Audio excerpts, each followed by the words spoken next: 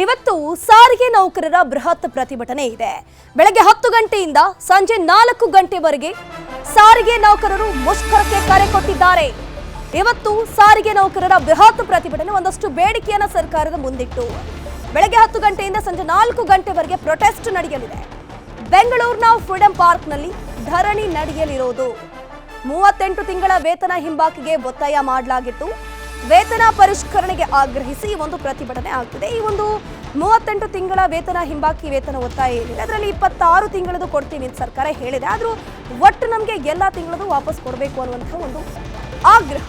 ಸಾರಿಗೆ ನೌಕರರ ಜಂಟಿ ಕ್ರಿಯಾ ಸಮಿತಿ ನೇತೃತ್ವದಲ್ಲಿ ಈ ಒಂದು ಪ್ರತಿಭಟನೆ. ಇವತ್ತು ಉಪವಾಸ ಸತ್ಯಾಗ್ರಹಕ್ಕೆ ನಿರ್ಧಾರ ಮಾಡಲಾಗಿದೆ. ಸರ್ಕಾರ ಇನ್ ಕೇಸ್ ಬಗ್ಗದಿದ್ರೆ ಮುಷ್ಕರಕ್ಕೆ ತೀರ್ಮಾನ. ಇವತ್ತು ಬಸ್ ಸಂಚಾರದಲ್ಲೂ ಕೂಡ ವ್ಯತ್ಯಯ ಇರೋದಿಲ್ಲ. ಗಮನಿಸ್ತಾ ಹೋಗಬಹುದು.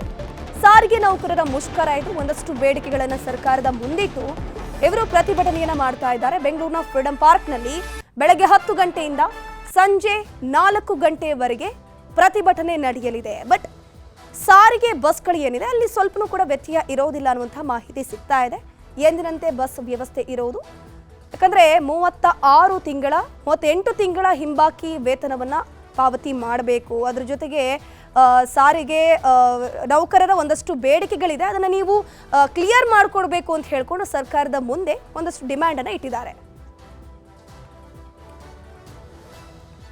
ಇದ್ರ ಬಗ್ಗೆ ಹೆಚ್ಚಿನ ಮಾಹಿತಿ ನೀಡ್ತಾ ಹೋಗ್ತಾರೆ ನಮ್ಮ ಪ್ರತಿನಿಧಿ ಶರಣು ಹಂಪಿ. ನೇರ ಸಂಪರ್ಕದಲ್ಲಿ ಜಾಯಿನ್ ಆಗಿದ್ದಾರೆ. ಶರಣು ಹಂಪಿ, ಈಗ ಸಾರಿಗೆ ನೌಕರರ ಪ್ರತಿಭಟನೆ ಇವತ್ತು ಬೆಳಿಗ್ಗೆ 10 ಗಂಟೆಯಿಂದ ಆರಂಭ ಆಗುತ್ತೆ. ಈಗಾಗಲೇ ಬಿಸಿ ತಟ್ಟಿದೆಯಾ? ಏನಾದರೂ ಬಸ್ಸಲ್ಲಿ ವ್ಯತ್ಯಯ ಇದೆಯಾ? ಹೇಗೆ?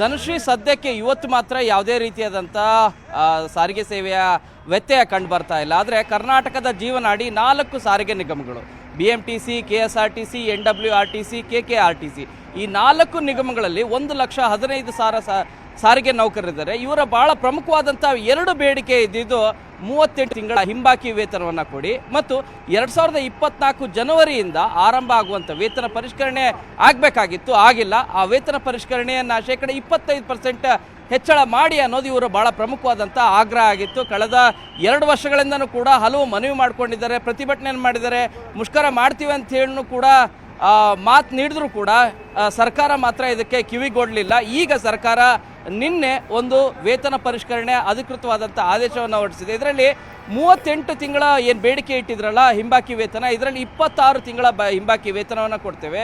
ಇನ್ನು 2025ರಿಂದ ಕಳೆದ ವರ್ಷ ಜನವರಿಯಿಂದ ವೇತನ ಪರಿಷ್ಕರಣೆ ಲಾಗು ಆಗೋ ರೀತಿಯಾಗಿ ನಾವು ಆದೇಶವನ್ನು ಹೊರಡಿಸಿದ್ದೇವೆ ಅಂತೇಳಿ ಈಗ ಸಾರಿಗೆ ಇಲಾಖೆ ಹೇಳ್ತಾ ಇದೆ. ಆದರೆ ಇದಕ್ಕೆ ಸುತಾರಾಮ ಜಂಟಿ ಕ್ರಿಯಾ ಸಮಿತಿ ಅಂದರೆ 4 ಸಾರಿಗೆ ನಿಗಮಗಳ ಕಾರ್ಮಿಕ ಸಂಘಟನೆ, ವಿವಿಧ ಸಾರಿಗೆ ಮುಖಂಡರೇನಿದ್ದಾರೆ ಇವ್ರು ಯಾರೂ ಕೂಡ ಒಪ್ತಾ ಇಲ್ಲ. ನಾವು ಕೇಳ್ತಾ ಇರೋದು ಜೆನ್ಯೂನ್ ಬೇಡಿಕೆ ಇರೋದು, ಯಾವುದೇ ರೀತಿಯಾಗಿ ಇನ್ನು ತುಂಬ ಹೆಚ್ಚುವರಿಯಾಗಿಯೂ ಕೂಡ ಕೇಳ್ತಾ ಇಲ್ಲ. ಆ ಕಾರಣಕ್ಕಾಗಿ ದಯಮಾಡಿ ನಮಗೆ ವೇತನ ಹೆಚ್ಚಳ ಮಾಡಿ, ಈ 2 ಭಾಳ ಪ್ರಮುಖವಾದಂಥ ಬೇಡಿಕೆಯನ್ನು ಈಡೇರಿಸಿ, ಇಲ್ಲದೆ ಹೋದರೆ ನಾವು ಮುಷ್ಕರ ಮಾಡೇ ಮಾಡ್ತೀವಿ. ಈಗ ಏನು ಸರ್ಕಾರ ಹೊರಡಿಸಿರುವಂಥ ಆದೇಶ ಏನಿದೆ ಈ ಆದೇಶಕ್ಕೆ ನಾವು ಯಾವುದೇ ಕಾರಣಕ್ಕೂ ಕೂಡ ನಾವು ಒಪ್ಪೋದಿಲ್ಲ. ಸರ್ಕಾರ ನಮ್ಮ ಜೊತೆಗೆ ಮಾತುಕತೆ ಮಾಡಲಿ, ಏಕಪಕ್ಷೀಯವಾಗಿ ನಿರ್ಧಾರವನ್ನು ತೆಗೆದುಕೊಂಡು ಆದೇಶವನ್ನು ಹೊರಡಿಸಿದರೆ ನಾವು ಇದನ್ನು ಒಪ್ಪೋದಿಲ್ಲ. ಸಭೆಯನ್ನು ಕರೀಲಿ, ಸಭೆಯನ್ನು ಕರೆದು ನಿರ್ಧಾರವನ್ನು ಮಾಡಲಿ ಅಂತಲೂ ಕೂಡ ಮನವಿಯನ್ನು ಮಾಡ್ಕೊಳ್ತಾ ಇದ್ದಾರೆ. ಈ ಹಿನ್ನೆಲೆಯಲ್ಲಿ ಇವತ್ತು ಸಂಜೆ 4 ಗಂಟೆಗೆ ಅಷ್ಟರೊಳಗಡೆ ಸರ್ಕಾರ ಏನು ಯಾವುದೇ ರೀತಿಯಾಗಿ ಸಭೆ ನಡೆಸದೇ ಇದ್ದರೆ ಸಂಜೆ 4 ಗಂಟೆಗೆ ಮುಷ್ಕರ ಮಾಡಬೇಕಾ ಮಾಡಬಾರ್ದಾ ಅನ್ನೋದ್ರ ಬಗ್ಗೆನೂ ಕೂಡ ಪ್ರಮುಖವಾದಂಥ ನಿರ್ಧಾರವನ್ನು ಕೈಗೊಳ್ಳಲಿದ್ದಾರೆ. ಒಂದು ವೇಳೆ ಆ ರೀತಿ ಏನಾದರೂ ನಿರ್ಧಾರ ಆಯಿತು ಅನ್ನೋದಾದರೆ ಅದು ಇಂದು ಸಂಜೆಯಿಂದಲೇ ಎಫೆಕ್ಟ್ ಆಗಲಿದೆ. 4 ಸಾರಿಗೆ ನಿಗಮಗಳು ನಿಮಗೆ 60,000ಕ್ಕೂ ಹೆಚ್ಚು ವೆಹಿಕಲ್ಗಳಿಂದವೆ, ಇವುಗಳು ರಸ್ತೆಗಳಿಯೋದಿಲ್ಲ. ಇದರಿಂದ ಪ್ರಯಾಣಿಕರಿಗೆ ಸಾಕಷ್ಟು ರೀತಿಯಾದಂಥ ತೊಂದರೆ ಆಗಲಿದೆ. ಧನುಶ್ರೀ. ಶರಣು ಹಂಪಿ, ಇನ್ನೊಂದು ವಿಚಾರ ಏನಪ್ಪಾ ಅಂತಂದ್ರೆ ನಿನ್ನೆ DCM DK ಶಿವಕುಮಾರ್ ಕೊಟ್ಟಿರುವಂತಹ ಸ್ಟೇಟ್ಮೆಂಟ್ ನೋಡ್ತಾ ಇದ್ರೆ ಇವತ್ತು ಯಾವುದೇ ಕಾರಣಕ್ಕೂ ಸರ್ಕಾರ ಜಗ್ಗಲ್ಲ ಬಗ್ಗಲ್ಲ ಅನ್ನೋ ರೀತಿ. ಯಾಕಂದ್ರೆ ನಾವು 26 ತಿಂಗಳ ಹಿಂಬಾಕಿ ಕೊಡೋದೇ ದೊಡ್ಡ ವಿಷಯ ಅಂತ ಹೇಳ್ತಿದ್ದಾರೆ.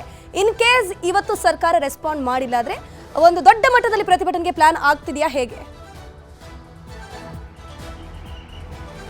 ಅಲ್ಲ, ಖಂಡಿತ ಅದಕ್ಕೆ ಇದನ್ನು ಭಾಳ ಸ್ಪಷ್ಟಪಡಿಸಿದರೂ ಕೂಡ ಕಳೆದ ಈ ಹಿಂದೆ ಕರೆದಂಥ ಸಭೆಯಲ್ಲೂ ಕೂಡ ಇದನ್ನು ತಿರಸ್ಕಾರ ಮಾಡಿದ್ದಾರೆ. ಈ ಹಿಂದಿನ ಸಭೆಯಲ್ಲಿ 18 ತಿಂಗಳ ವೇತನ ಹಿಂಬಾಕಿಯನ್ನು ಕೊಡ್ತೇವೆ ಮತ್ತು ವೇತನ ಪರಿಷ್ಕರಣೆ ಏನಿದೆ ಈ ವರ್ಷದಿಂದ ಶುರು ಮಾಡ್ತೀವಿ ಅಂತ ಹೇಳಿದ್ರು. ಆವತ್ತೇ ಆ ನಿರ್ಧಾರವನ್ನು ಏನು ಒಪ್ಪಲಿಲ್ಲ.